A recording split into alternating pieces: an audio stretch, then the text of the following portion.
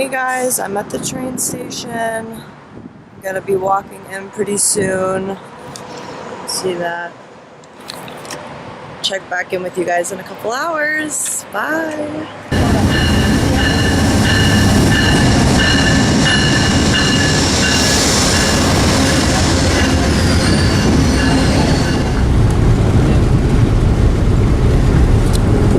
Alright guys, I'm gonna be arriving in Baltimore pretty shortly. Hey everybody, my name's Melanie. Some people might recognize me as Sexy Sapphire though. So I'm from Baltimore, Maryland, and today I am a 8-time author, a life transition coach. I'm a public speaker, a mental health and sex worker advocate, and I'm the head of the Baltimore branch of the Freelancers Union, who was just voted as the National Curriculum Lead. When I say all of that, you don't necessarily think that I left out that I'm a sex worker, right? But I did. I left out the fact that I'm a sex worker. And I bet you're probably saying, what is a sex worker? Because with all the other things that I just said, it's kind of like, well, how the hell do you fit sex work in? I know, right? Actually, I don't. I'm one of the sex workers who don't have sex. I never see clients.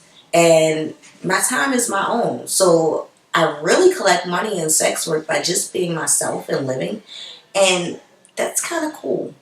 A lot of people don't think about women like me when they think about sex work. They automatically think of prostitutes and streetwalkers or strippers or phone sex operators and cam girls and porn stars. But they don't think about dominatrixes. And they don't think about goddesses. And they don't think about women who collect money just because they exist. And at this point, that's what I am. I have been other things in life. I was a girl who was molested and paid to be molested. So I tell people, like, technically, I've been a sex worker since I was 8 years old. Since the first time my molester paid me. I never wanted to go into sex work as a career. But by the time I was 16 and my mother was telling me, I'll buy you deodorant when your father pays child support, that kind of led to me saying, well, how am I going to get deodorant? And that led to sex work. And I guess I probably thought I was done when I graduated and got a nice job. And I was like, I'm employed. I have benefits. But then I started doing house parties. And then the internet came. And once the internet came, it was like, hey, you know how you hated all those people touching you for money and you hated having to leave your house and associate with people? You don't have to do that anymore. We'll just throw money at you through the internet. And I was like, word? And that was 2006. It's 2018. In 2018, I sit here and say that I've been on the cover of books. I've been on the cover of magazines. I have 3 million views on one of the top rated porn sites. I even achieved what some would call the pinnacle of success in the porn industry. I had sex with Aunt Jeremy. But that never stopped who I really was underneath. So, like, when you forced into an industry, and that's what I feel like, I was forced into the industry because I was paid so young and my mother said, hey, go find a way to eat, find a way to get deodorant. It's kind of hard to pull away from easy money. You've seen it with drug dealers. They get in the game, they get out the game, they get in the game, they get out the game. I've retired from sex work 4 times. And then I realized that as a sex worker, you never retire. You transition. And so that's where I am now. I'm in transition, and that's part of why I'm a life transition coach. It's because I realized that no matter where I started, it didn't negate where I could end up. And people thought, well, actually they told me, after you stop sucking dick on the internet, that's all you have. Like, you're nothing. You're nobody. You're a whore. And I worked hard to show people that even whores have intelligence. Even whores have something to offer to the world. And so while I proudly take that label of whore, and I actually still like it, I've added a whole bunch of other labels, like 8-time author, like mental health advocate, like sex worker advocate, like head of the Baltimore branch of the Freelancers Union, like public speaker. Like, you can't take my humanity because you don't like my job, you know? Like, I have so much to offer.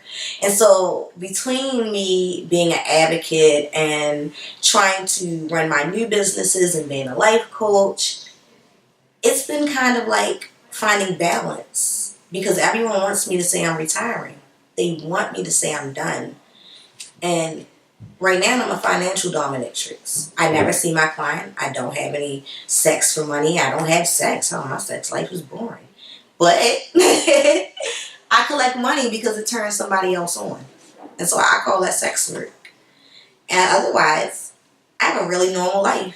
I get up every day and I decide how I want to help people. I'm a very avid philanthropist. I donate money and support the arts. And then I decide if I'm going to talk to a client for the day, and I come into the office. And then I have my workshops and I work with other advocacy agencies. Like this morning before this meeting, I met up with an advocacy agency to talk about teaching my workshops with their groups. And I told them I'm a sex worker. I don't even hide it. Like, I love what I do because I'm not being forced anymore. I'm being allowed to be myself. I'm being allowed to live the lifestyle I desire. I think it's kind of cool. Hey, what's up guys? Thanks for tuning in. My name is Annie Williams and I am finally here in Baltimore with Miss Melanie Hill. Just to give you a little bit of background on Melanie, she is an author, a public speaker, a life coach, and she is also a retired sex worker. Melanie has dedicated a lot of her time to working with an organization called SWOP, that stands for the Sex Workers Outreach Project. Their objective is to provide advocacy and services to people who are actively working in the sex industry and those who are trying to transition out of it. So in today's segment, we're going to be talking a little bit about Melanie's experiences, some of the goals that SWOP has towards fighting for sex workers' rights, and we're also going to be highlighting some of the major stigmas of the sex industry and how we can broaden our awareness a little bit more and some of those stigmas. And for a treat today, we also have Lena. Lena is a colleague of Melanie's. They are a member of the SWOP organization and they are also a sex worker. And we are so happy they're here with us today. And this is going to be such an educational and an informative segment for you guys. And you are not going to regret tuning in with us. So thanks for joining us. Thanks for having us. Yeah, thank you so much. I'm super excited. Lena, feel free to tell our viewers a little bit about yourself, what you do, and what's going on in your life right now. Yeah, so I'm a sex worker. I've been involved in the sex industry for almost 12 years, and I'm also an artist. I do fiber installation work, performance art, healing work through art, and I'm a disability justice advocate and a disabled artist. I love all that. That's my friend. That's awesome. So many accomplishments.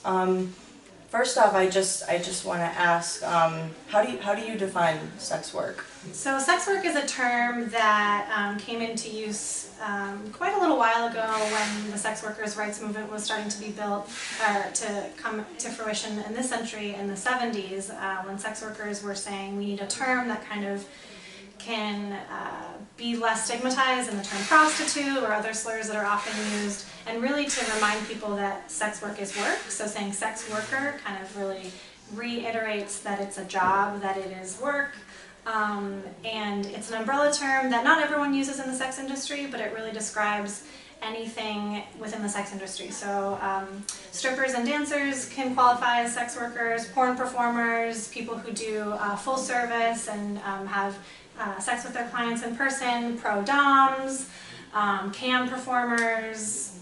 What are the other ones? Phone sex operators, which I have a phone line. BDSM women like me, goddesses, dominatrixes.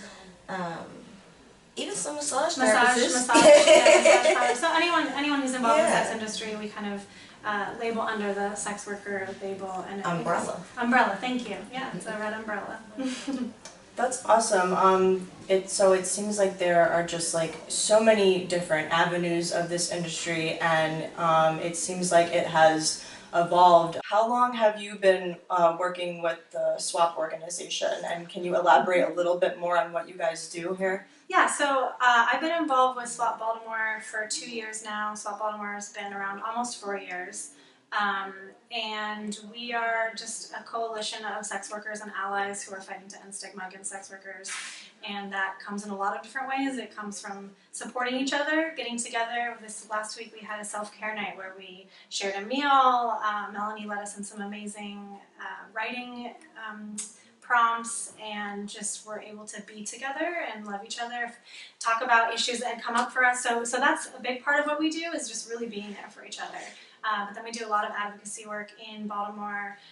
We do a street outreach to folks who are working, who work outside, who do sex work outside, trying to provide condoms and lube and just like connect to people. We're definitely doing a lot of know your rights work with folks who are on the street, because sex workers who work on the street are targeted by police at exorbitant amount rates.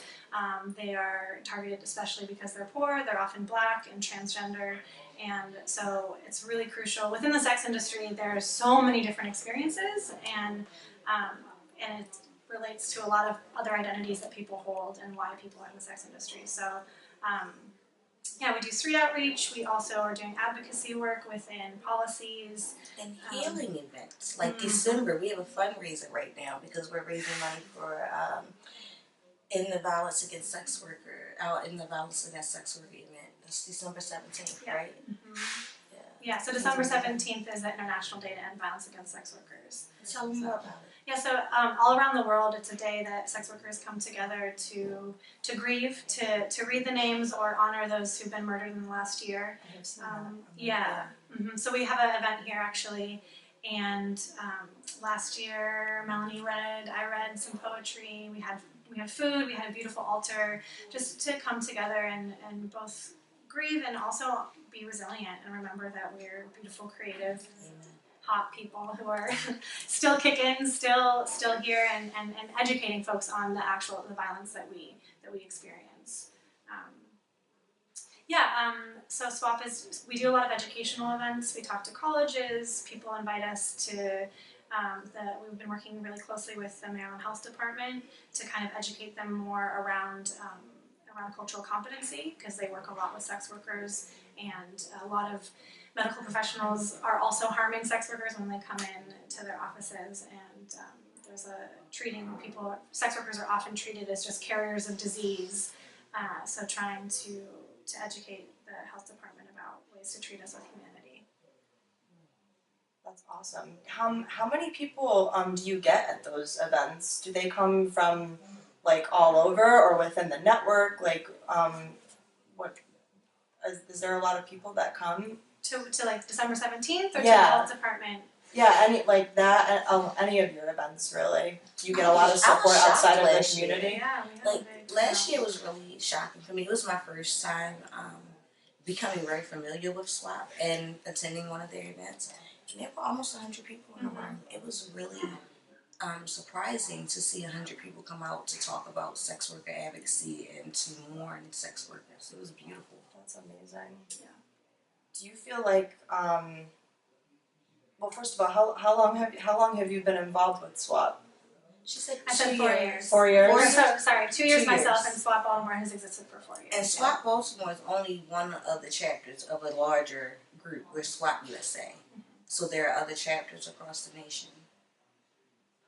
Where are the other chapters, if you don't mind? Oh, sheesh. They're all over. They're all over. Yeah. So SWOP USA, the website, has lists of all the different chapters, and if someone lives somewhere that they're wanting to get in touch, they can reach out to SWOP USA and see if there's a chapter there. If there's not, people can start their own. SWOP USA is really supportive in letting sex workers have autonomy. I mean, that's a big part of sex workers' rights is us having autonomy, us getting to be different people, have different wants and needs in the movement. Each city or town having different things come up for it. We need to address different issues. So the chapters are all really, really different, which is really powerful. That's awesome. Do you feel like the sex work industry has become more accepted since you started working with SWOP? Are you seeing any progression in that aspect? Or I don't know. What do you think? For me, it's so new to me. SWOP is something I just came in contact with in the last year. Oh wow, okay. I had no clue that there were people working for my rights. In the last year, what I've seen is detriment to sex workers because of the Cesta Foster Acts. They've changed sex workers' livelihoods. They've affected how we're able to take care of our children. They've actually snatched people's bank accounts.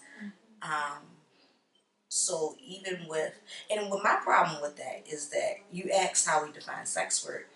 There's some sex work that's 100% legal, and then there's some sex work that's illegal. But yet we're all sex workers, and people who are doing what's called illegal sex work are being punished, even though people who are doing legal sex work is doing the same. So say you're a streetwalker and you decide to go out and meet people that way, you're breaking the law. But if I do porn or if I do videos and somebody pays me to do this on camera, it's okay. Why? It's still sex for money. Sex for money is sex for money. And so that's a whole different issue, is that we are not getting any closer to broadening how we see sex work. I think that's the only way to change how sex workers are affected, because they make laws that affect people without talking to the people that it affects, because who wants to talk to a sex worker? But if you see a sex worker as not a streetwalker or a prostitute, but as your favorite porn star, as your favorite girl in the strip club, as the favorite masseuse or the girl you call up on the phone, maybe you respect her a little differently because she commands more respect than the average streetwalker. Yeah, and that's just based in classism. You know, that's based in seeing people who are poor as being less than. And like you were saying, we've gone backwards a lot within our rights in the last year because of the bill Sesta Fosta, which was a bill that was passed this summer that inherently what it does is it can hold third-party websites liable for their content. So the bill was said that it was supposed to be curtailing sex trafficking. But now what it actually means is that sex workers can be charged, or websites can be charged with promoting sex trafficking if there's any content on their website that can be conflated with sex trafficking. Which means they need no proof. Right. There has to be nothing has to happen in order for them to shut these sites down. Right. It's the potential of Right. trafficking. So like when Backpage went down, there were people in tears. Mm-hmm. When Craigslist went down, there were people in tears. There were people saying how we had a meeting that month. Remember, we had strangers come in. It was the first time, and people cried. Mm-hmm. Like, we had people crying because they didn't know how they were going to handle their lives and their children and their families, because the websites that they utilized to make money were being pulled down. Right, and so that's even before. So websites now are like PayPal, Facebook, Instagram, Craigslist, and other ones that people might not know. The name of Backpage is one that you wouldn't necessarily know the name of if you're not in the sex industry, but they are shutting people's accounts down, they're shutting themselves down, so then we don't have safe avenues to advertise, to host our content online, and that is terrifying. Yeah, it's terrifying. And it's even worse than people think, because, so like me, I have a book of erotic stories, right? Mm-hmm. The book is available in Barnes & Nobles, Amazon, all that stuff. I was selling it on my personal website, and Stripe shut me down. Stripe said, we can't process your payments anymore. I said, it's not sex. I'm not selling sex. It's a book. Right. Literature. Mm-hmm. The same book that's available in bookstores, but my payment processor online cut me off. And it's because it's affecting and targeting sex workers specifically. Other people don't know about it, mm-hmm. and it's laying the groundwork to control online content and to censor. So it's a really scary thing for sex workers, but it's also scary for people who are not sex workers, because now they're saying a third party can be held liable for a federal offense for the content on their website, even if it's not content that they're putting. And so this is legal now, that you can hold someone federally accountable, a company, for content. And that's the first step to censor. Limiting free speech. Right, exactly. It is actually a direct, and there's people who are pushing back against it right now. There's organizations who are trying to fight against it, but when it went through Congress, because once again, like you were saying, no one listened to sex workers, and it was conflated with sex trafficking. Everyone signed off. Oh yeah, we don't like sex trafficking, here you go. But if they had listened to any sex workers who said that's not the same thing as sex trafficking, they would have known that this actually harms us and makes us more susceptible to sex trafficking. After this happened, pimps were coming more out of their woodwork. People who can't advertise online, where do they go? They go on the street again. So we go underground. We go back to places that are unsafe to people who are unsafe. And for me, the internet changed my life. Like, it allowed me to not have to put myself in danger and to make money at home. Right. Like, I would never be where I was if I wasn't able to be an online sex worker. Mm-hmm. Never. That's such a good point. Yeah. It's the safety and security, the control. Like, I would never have had that security as a sex worker in a club or on the street. Right. Never. Do you ever encounter people that that have like pimps or people that are being forced into this industry and they're trying to get out, or do you only work with people that that work in it voluntarily? So I think there's a really important clarification. The word pimp is often seen as very derogatory, Okay. because oftentimes there's control, right? But pimp is technically a boss. So if we're gonna be saying that there's problems with pimps, which there are, there's also problems with bosses who are Why is there abusive. never a problem with a madam? Why is there only a problem with a pimp but not a madam? Right. So Right? so I guess yeah. because madams work with high class escorts and Right, pimps it's a work class across thing. Yeah, it's Right. the bullshit again. But so there's three different types of things that needs to be clarified. Sex trafficking is when someone is forced out of their will to do sex work. That's sex trafficking. There's also, and then there's sex work. There's people who are doing survival sex who don't have a choice about the work that they're doing because of poverty, because of their gender, because of their race, because of whatever is their circumstance. They don't want to be doing it. They would like to leave, but it's not sex trafficking. There's no one person forcing them to do it. It's the society. It's their circumstance. And then there's people who choose to do sex work, sex workers, who are saying, I want to do this. This is my choice. It doesn't mean it's not hard, it doesn't mean it's not issues that come up, but it's a choice. Right. And so we always want to support people to have as many options and self-autonomy and when it comes to sex work. If someone is doing survival sex, they want to get out of it, they want to have a different job, absolutely, 100%, let's support that person. If someone is being forced into doing sex work, sex trafficking, absolutely, let us find a way to support them. That's actually a very small number of people are being sex trafficked. It's totally conflated, the numbers are conflated, it's sensational, people get really scared about it, it's an easy way for bills to pass, it's an easy way to get funding, but it really is based on this idea that people have a paternalistic idea that anyone who does sex work must be sex trafficked. We can't have any choice over what we do because we must be brainwashed. We must be, brainwashed, really. And that's a huge problem. So pimps often provide security for people, from other cops. I mean, the people who cause the most harm to sex workers are police. Indeed. And I would rather talk about that because those are the folks who are. It just passed, a law in Baltimore just passed a few weeks ago that made it illegal for cops to rape sex workers. Which was really weird. Like, There was how not do a we have law. to stop you from having sex with a sex worker in your custody? You should not be having sex with anyone in your custody.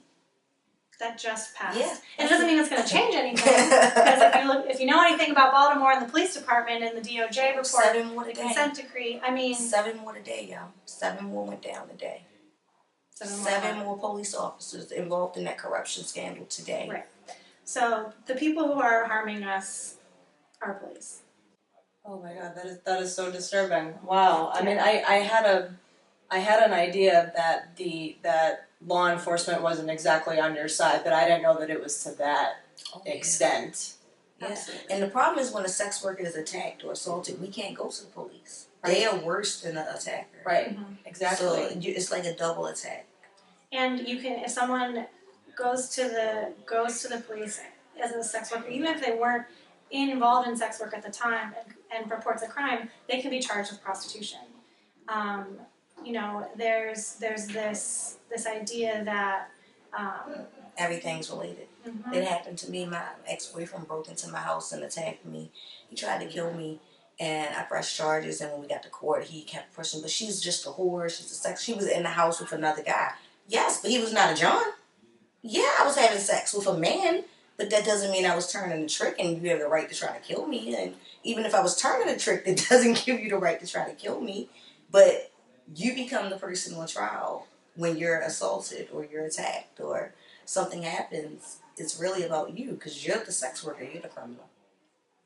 And I feel like it kind of sounds like that kind of also ties into rape culture. Like he's using his relationship with you and what he knows about you and what you've done to justify his actions, Very and much. the people that are sitting in a court of law, they may eat that up. You know, they will think that that's reasonable. Very much. So, in your opinion, both of you, and this is strictly your opinion, based on everything that you've said, what kind of laws and policies would you think that would need to be put in place to better protect sex workers? And if there are any, what are they? I live in Baltimore, and I always marvel at the fact that in Nevada, sex work is legal. I always marvel at the fact that the government is collecting taxes off of people having sex for money in one state, but it's illegal in others. So I guess, if anything, we would need the fair law across the board, so whatever is available in Nevada should be available everywhere. Yeah, one thing that we are fighting for in SWOP is decriminalization. So decriminalization allows for, I mean, it's similar in the same fight for marijuana laws. It's, but also there's this tricky line, because there are countries where it's legal, and we see in those countries that even though it's legal, it becomes highly policed, highly regulated, and still the stigma is there, and so people are still dealing with not having good working conditions. There's really intense laws, a lot in Europe, around testing, because once again, sex workers are seen as being infested with disease, when actually the sex workers I know how to have way safer sex than anyone else, because it's our livelihood. It's a work risk, right. You know. So we know how to be safe.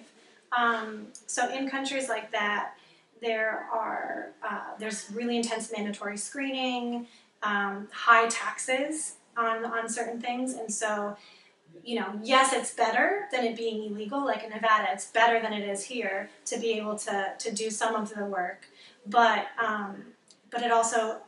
people have to register. I mean, we're still concerned that there will be intense policing, and if you do this one kind of thing, but you don't do this other, if you do this other thing, then it's illegal. We have you in our system, and so we know how to go to your house. We have our eyes on you, etc. So this idea for decriminalization is more, do not make it something that's like a fine. Right. You know, where... And that's what they did with marijuana. I mean, they decriminalized it, but now they can't lock you up, they just fine you. But it's and still a punishment, which means I'm doing something wrong. Right. It shouldn't be seen as something that we should have our own autonomy around it, and the work for decriminalization really pushes for also a cultural shift in how people see it. And that we really should have the right to do with our bodies what we want, just like anyone else does. And it's very connected to labor rights. So a lot of people ask questions like, oh, you know, are you empowered by sex work? Or, you know, do you find sex work to be empowering? No one ever asks that of someone who works at a restaurant. No one ever asks that of someone who's a lawyer. People aren't like, oh, is that empowering work for you? It's a job. We live in capitalism. It's hard. It's hard work. It sometimes does not feel good. Like, thinking about rape culture, sex workers have to deal with rape culture too. We have to deal with people harming our bodies just like everybody else. Not because we're sex workers, it's because we live in a society that promotes rape culture. And I will say that sex work is a huge part of what helped me heal around being a survivor of sexual violence and rape.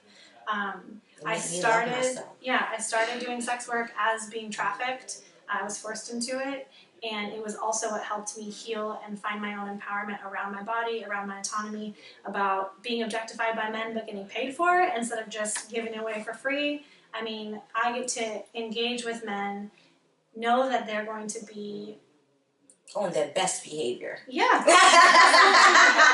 I walked away and I made money from it. Whereas when I was not doing this, I had to deal with men all the time, and I didn't get anything for it. You're calling the shots now, pretty much, which is fabulous, you know, especially being on the other side of it, where you've seen, you know, like where you've been, you know, afflicted by, you know, being attacked and like the oppression. So it's kind of like, you know, you're just like taking it all back almost, you know, you're reclaiming it, you know, as something that of your own design.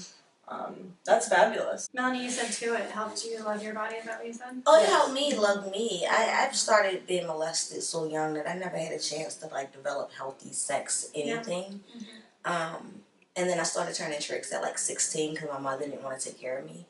So it kind of like progressed to like doing house parties and all that stuff. But by the time I made it to like the internet and was able to like command attention, love, and respect from around the world, it was different. And being able to be on the internet instead of have people touch me changed how I let people treat me, and it made me put myself like on this pedestal where I still sit and like you can't talk to me, you can't get close to me, you can't touch me. Like men pay money just to talk to me, to be in my presence, because I've understood how powerful I am, that I was so amazing that somebody wanted to steal this from me. They wanted to steal this because that's how much they knew it was amazing. So now, like, I keep this in this little box, and I be like, can't nobody have it. And I dole it out to little tiny pieces. And I be like, now pay me because I said hi to you. Pay me because I talked to you. I charged a white woman the other day for saying something about people with herpes. I've had herpes since I was 17. And she said something online about people with herpes, and I charged her. Like, I made her donate to my foundation. Like, there's a power that I've gotten from dominating, degrading, and humiliating people the way I used to be dominated, degraded, and humiliated.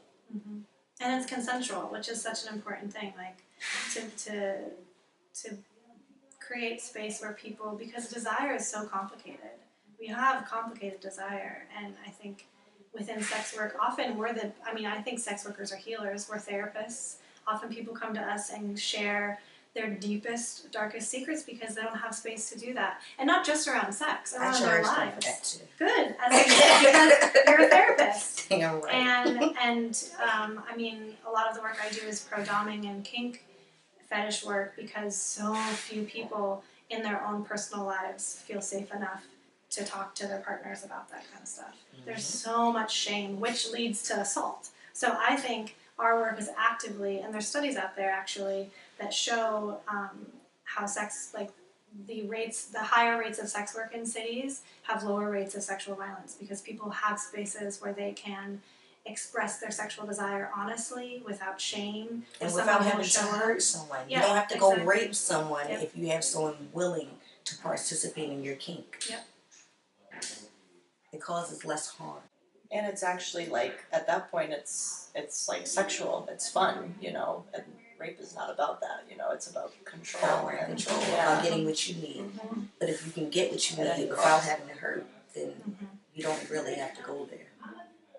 And if you have someone telling you, you're not a sick person. You're not wrong. Then that okay. Heals that anger inside someone.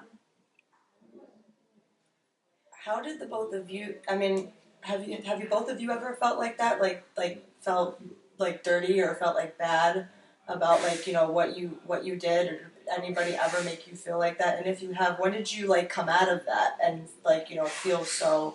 Only when I wasn't in control. Once I became in control, there was nothing dirty about it. But when I wasn't in control, that was a dirty thing.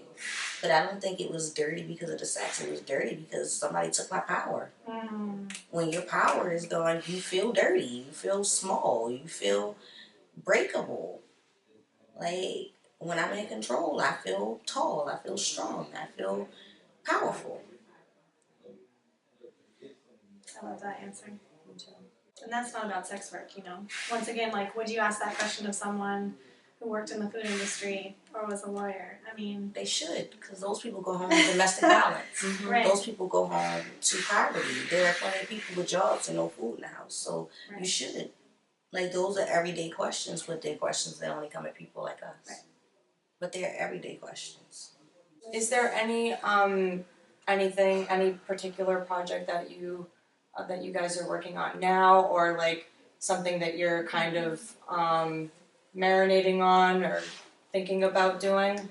Yeah, so a really exciting thing that's coming up, or just is about to start for Baltimore SWOP, is we received a grant from the Baltimore, what is it called? The Baltimore's Legal Brain Trust, which is a group of lawyers here in Baltimore that chose, I think, around 4 different organizations to provide free legal support around promoting some sort of issue that with organizations that are fighting for rights of certain people. So there's a bunch of different organizations, but they're going to be providing conversations really about what does policy look like, what do laws look like in Maryland or in Baltimore specifically. We haven't decided on if we'll do Baltimore or Maryland that can fight to start doing decrim work here.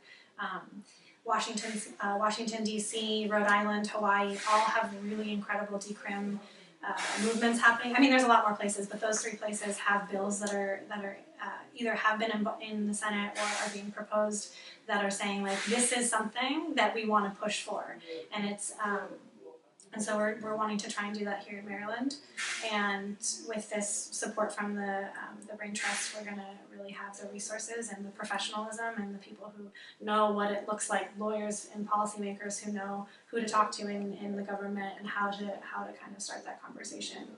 And we're really pushing our fundraiser right now. Yeah.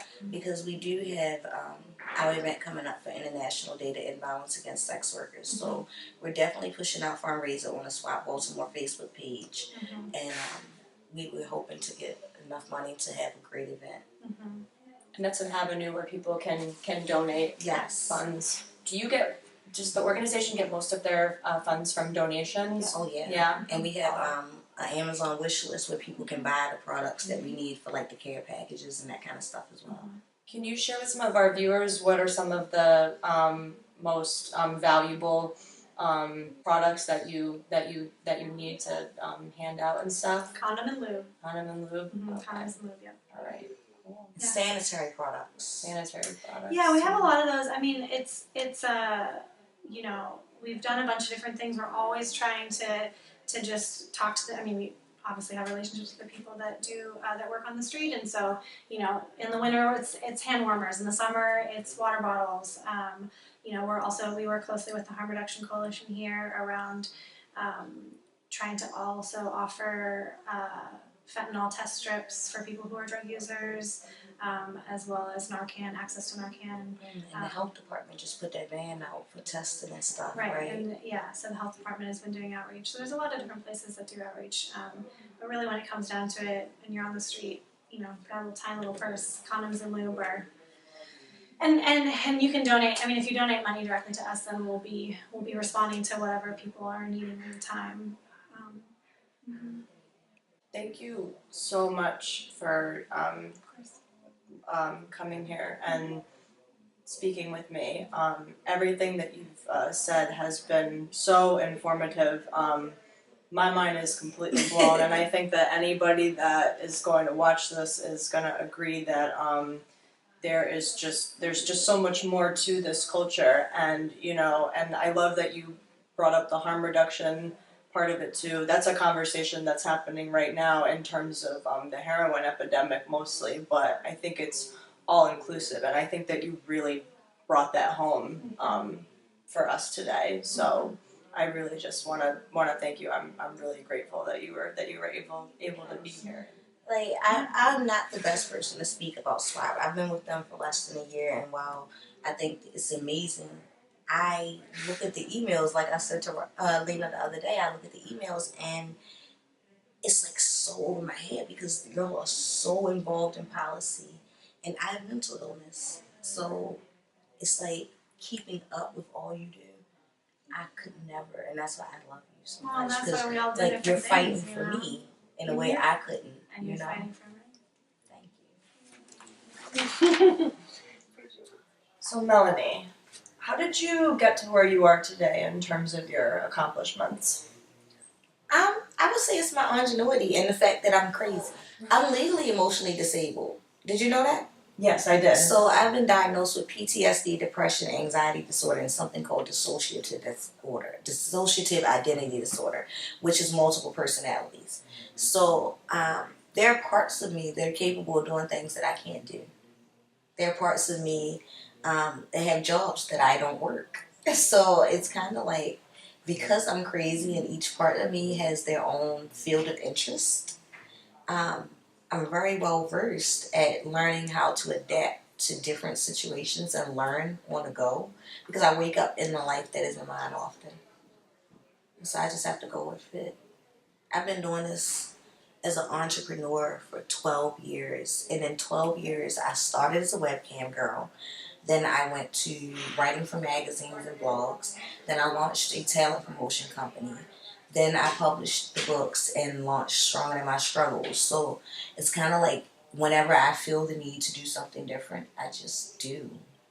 And it works because there's so many different parts of me, and each part has its own skills. That's awesome. So, Stronger Than Your Struggles, what does that include? So Stronger Than My Struggles is an organization I started last year to try to build a community around myself after I lost my therapist and my best friend at the same time. It was a daily struggle to get out of bed, to feed the cat, to feed myself. And one day I realized that I had to be stronger than what was coming at me. And that's why I wear these. And they say Stronger Than My Struggles. And on the other side it says Faith Works. I actually couldn't find help in the church, but I found it through the universe. And so I became universally led, and I started to worship through the universe. And the universe opened up like this portal to where it started to talk to me, like in a way that the voices in my head never talked to me. And this energy from the universe started to tell me, it gave me the name Stronger Than My Struggles. It told me the books that I was going to publish. It told me about the advocacy work that I had to do. And I say all the time that I'm universally led. I'm universally led because there's this voice. And I'm just following my destiny right now. Like, I had no clue that I would publish these books and it would launch into speaking engagements and it would launch into coaching. I have a high school diploma. I've never went back to school. So the fact that I've been able to be successful as an entrepreneur for 12 years, or that I've been able to take and build Stronger Than My Struggles in a year and a half to where I've been featured by Time Magazine and on television, and I'm able to travel and impact clients across the country and have clients even in the United Kingdom, it's not me. It's the universe. It means that I'm doing what I'm supposed to do. And as long as I'm following what I'm supposed to do, things go well. Amazing. Can you talk a little bit about your life coach business and some of the skills that you've attained through that practice? Well, it's so weird. Life coaching, for me, it came about because everybody wants counseling, but nobody wants to go to therapy. And because everybody wants counseling and help, but no one wants to go to therapy, there has to be some kind of middle ground. And it seems like people are more comfortable with the idea of a coach than a counselor. So I got into coaching without any accreditation. I decided one day that I was tired of just giving free advice. I was tired of helping people and not benefiting, because I've been giving free coaching advice for years. There was a guy I worked with extensively for a year and a half, and I took him from being in depression and on disability and not having enough to like make it through the year, to got him back in school, got him a car, got him back working, got him able to travel and have money in the bank. And I realized that what I was doing was valuable, and it wasn't something that I should just be giving away. So I actually developed 3 programs. One was called Rediscover You and Reclaim Your Life, and that was for people who had been through trauma and were survivors and had kind of like had their, like I said earlier, the humanity taken. And that happens through domestic violence, and it happens through trauma in the home, rape, witnessing murder, and a lot of crime, which happens a lot in Baltimore. We lose sight of all that energy we had as a kid when we could still dream. You know, at some point the world becomes reality, and your dreams go away because you got to pay bills and you got to take care of your kids and you got to get by. You forget who you were supposed to be before all of that stuff kicked in. And so I work with people to get them back to that place. And it's called Rediscover You and Reclaim Your Life. And I have another program for self-publishing, because I want people to be able to share their stories. And there's been this idea that in order to publish a book that you had to have a whole bunch of money, or that you had to be validated by a big publishing company. And for me to publish 8 books in a year while on disability, it showed people that you don't need a bunch of money and you don't need a bunch of people behind you, but you do need some kind of structure and a process. So I put a process together to help people self-publish their books. And the third was build and brand your business like a boss, because so many of us who are trauma survivors, we want to help other people, but we don't have the know-how to put that together and put our trauma and package it in a way that it can help others. So I help people package their trauma, which I now call Pain a Platform.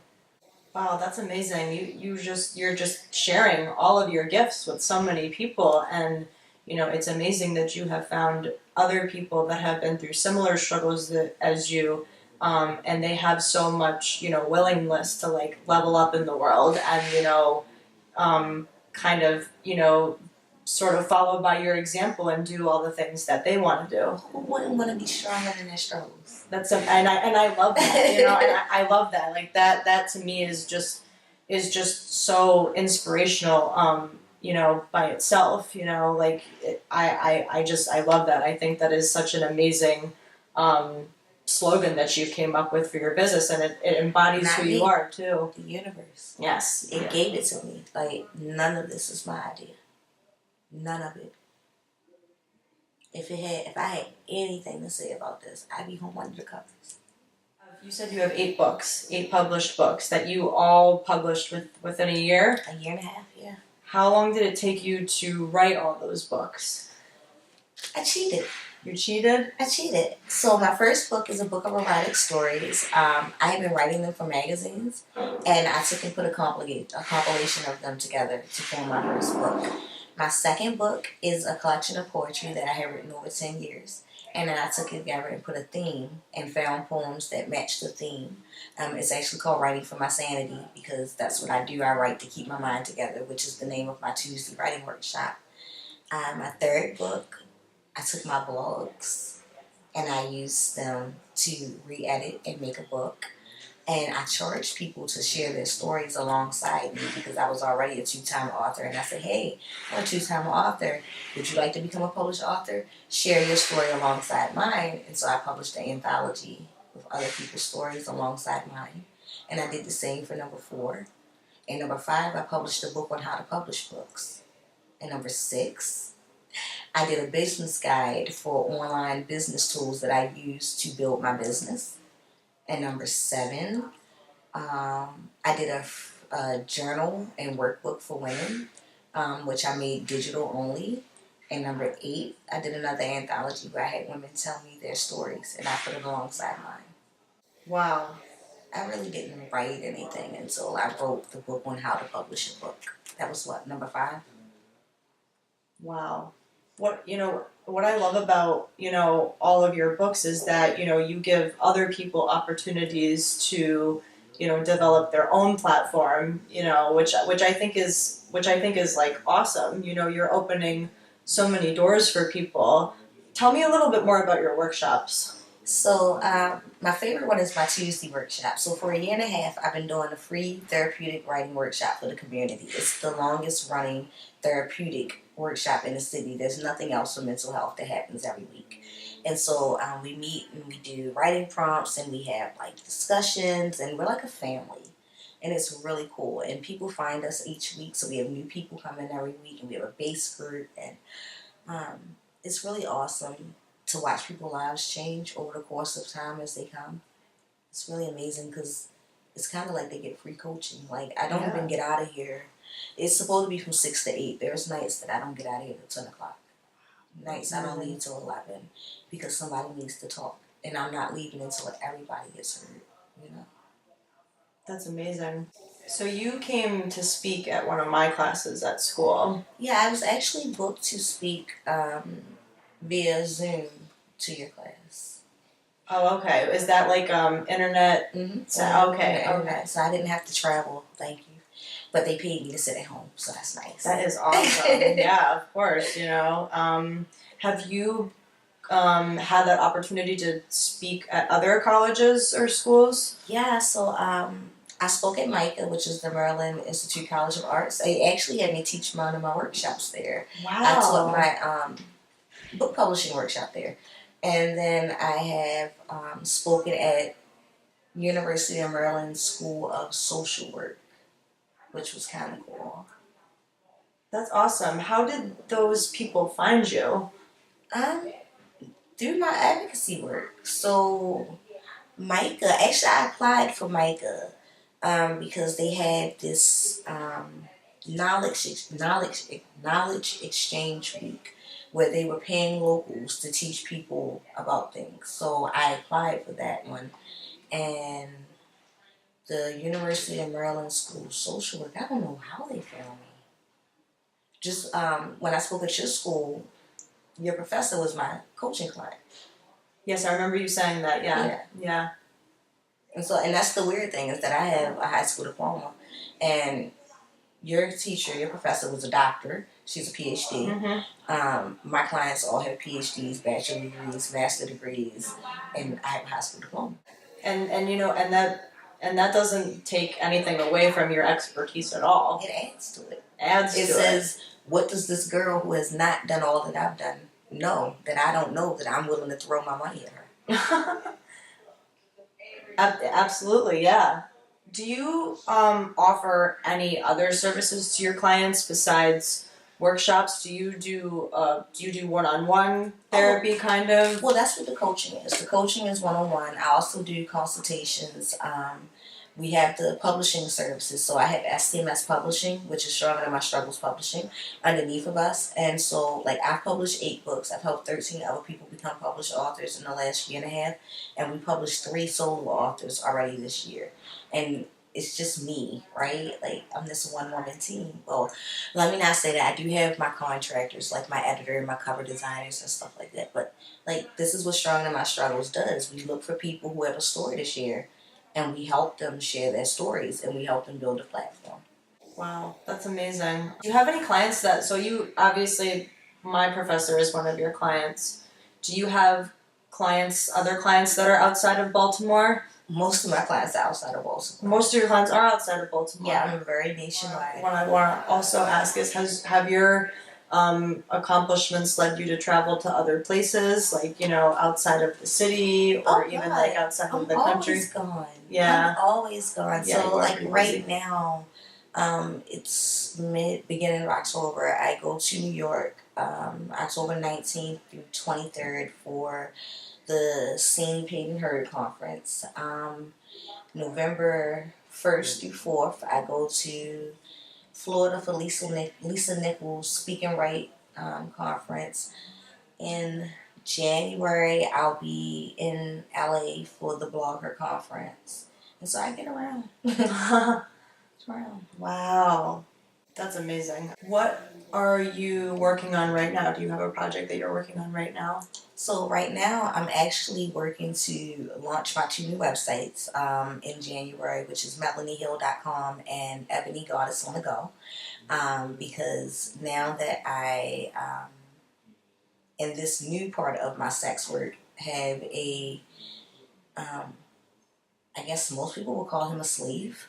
I have a guy who supports me financially daily and monthly.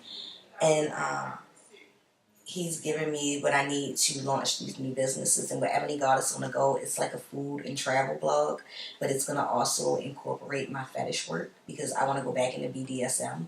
I want to degrade and humiliate and dominate men on a regular basis.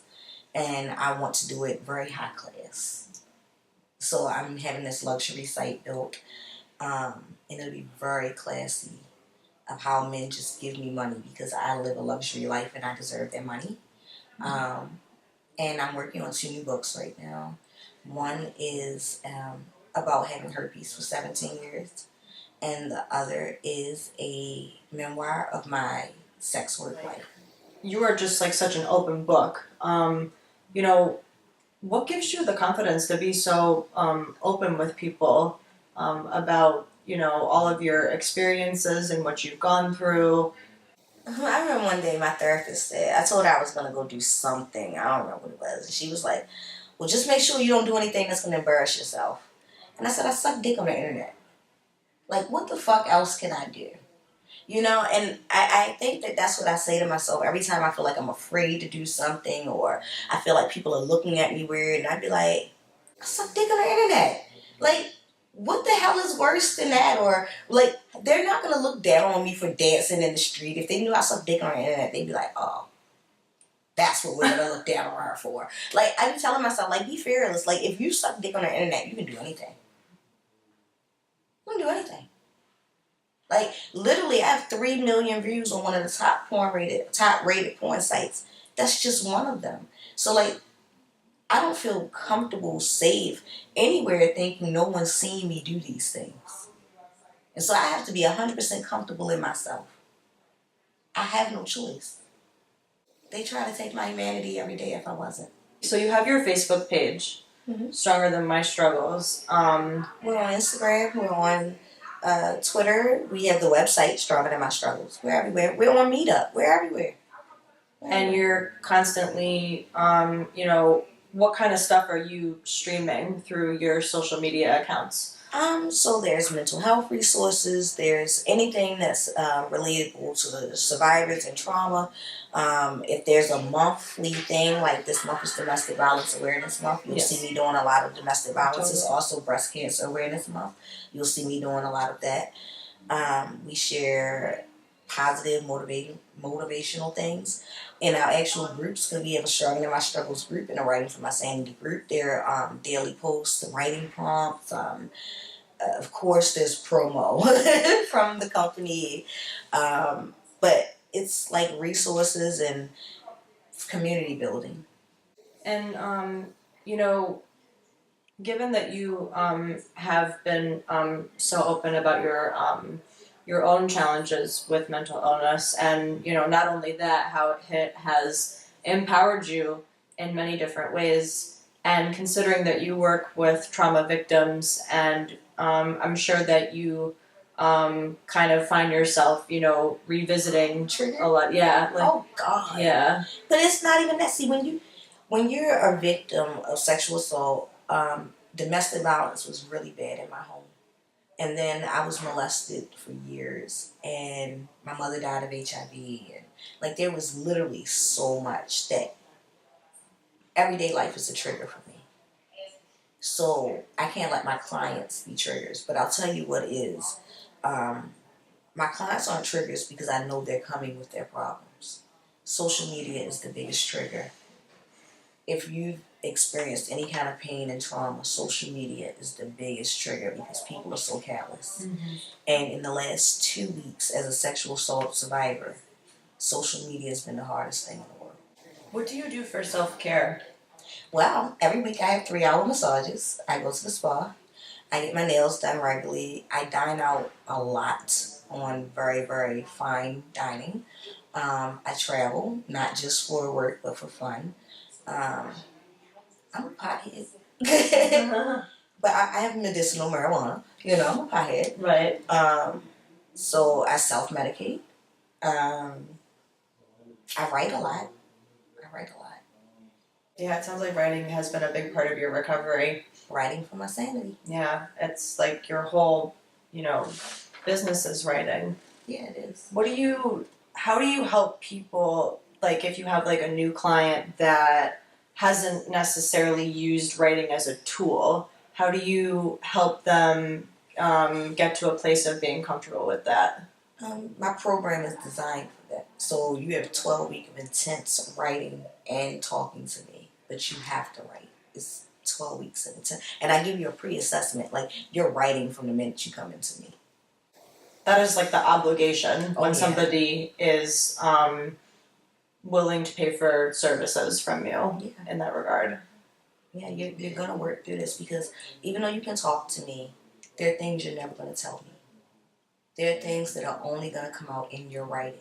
And you're going to discuss that with you, and you're going to go over that with you. And you may never tell me. Even in our sessions when I ask you about what you wrote, you may leave lines out.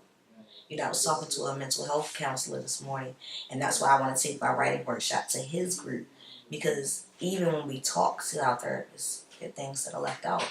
But when we write to ourselves, we're a lot more honest with ourselves. I couldn't agree more. Has anybody ever published your writing? Like, have you ever been featured in other? All the time. Yeah, I know you did some writing for blogs and magazines and stuff like that. So that your like recovery writing, so to speak, has that also been featured? Let's see. I guess blog. I have not been a part of anyone else's book yet. Yet. Yeah, I've had offers, but I would say only in public speaking. I do a lot of public speaking. Yeah, it definitely shows. Yeah, you're very comfortable and you have a lot of confidence and it exudes in you when you speak for sure. Yeah. Yeah. You're welcome. Is there anything else that you want to add? Follow Struggling My Struggles on social media. Of course, yeah. Of course, yeah. From just promotion for your business, yeah. So, Stronger Than My Struggles on Facebook, Twitter, yeah. Instagram. And you can check the hashtag. You'll find a whole bunch of posts that you missed out on. I am, if it's okay with you, I will definitely share the link when this interview gets posted. And, so people can, have unlimited access to, your business and they can actually see everything that you offer and, it'll definitely, hopefully build up your brand too. So I'll definitely do that if that's okay with you. Thank you. Yeah, you're welcome. Thank you. I'm just so grateful. And you know what? As much as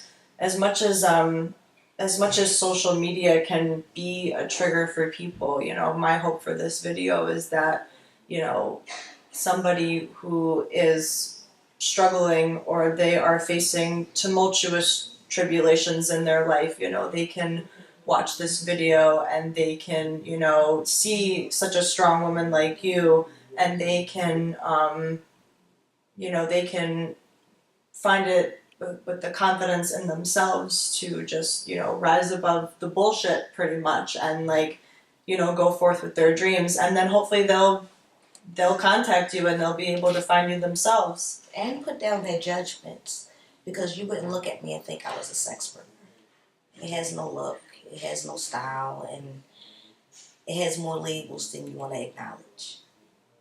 I think that is one of the most important lessons that people are going to take away from today. So I really appreciate the both of you just being candid and offering, so much education around this subject. And, hopefully it just kind of expands and progresses. Thank you. Thank you. Thank you so much. I really appreciate everything.